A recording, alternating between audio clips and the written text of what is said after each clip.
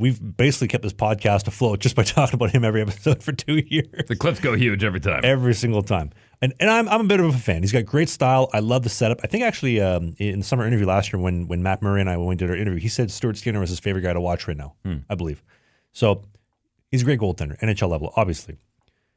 From a technical perspective, I hate how hunched over he is. Well, it's another X factor, too, because keep in mind, Connor Hellebuck just won the Hart Trophy earlier this week as the league's most valuable player and couldn't get them out of the second round. You got Stuart Skinner, who probably would get buried somewhere in the American League or East Coast League, and you wouldn't even notice him, and he's got his team in the finals. Now, I know there's a lot of other variables in there, but again, that's that X factor. There's just something about it. Well, and that's the thing in pro hockey, too. Like, he was a high-round pick. They're going to give him the opportunities. They're going to want to see him succeed. There could be a guy who's a unrestricted free agent, a free agent signing, whatever. He comes in, he's good. We don't have any vested interest. We haven't wasted a draft pick or burned that on him. And he could be on the verge of retiring. We'd have no idea. He could be Stanley Cup MVP. This is just the way that it is. There's goalies in the American League. Almost every single one of them, actually every single one of them could step into the game right now and play games. Whether they're a full-time or not, who knows. But as far as Skinner's game go, I had a couple notes written down here.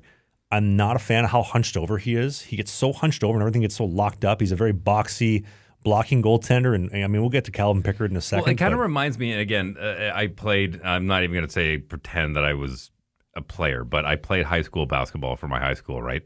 And at 6'2", I was one of the taller guys on the team.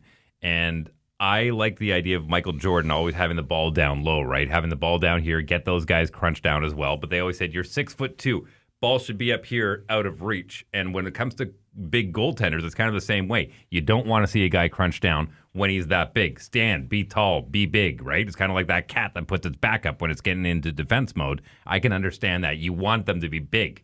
But it's counterintuitive because as the puck's closing in and you're getting tighter, you should be trying to maintain size. Like if you look at Bobrovsky, 6'2" on a good day after he's on the stretching machine. Skinner, who's 6'4", 6'5", looks way smaller than Bob. Bob makes himself huge. He takes up space. And I mean, I don't know if the fault lies in the goaltending coaching because I believe Dustin Schwartz has been the goalie coach for almost over a decade. He was the goalie coach when they had Devin Dubnyk, and he's run through every single goaltender, and all of them, for whatever reason, can't seem to put together some consistent quality goaltending. So do you have to fire the goalie coach? Possibly. Again, I'm not in the room or in the goalie coaching discussion, so I don't know. Well, but also you got to look at, you start from the top and work your way back. You've got some of the best offense in the league, right? But when it comes to the Oilers' defense, and I'm not talking about your offensive defenseman, but who do you put the medal around as far as being your premier defensive defenseman on the Oilers? We do a hockey podcast called Sling the Biscuit every single Sunday. The clips, the bite-sized chunks are right here. Only the hits, the full-length show, which you don't want to miss, is right here. That's Dave.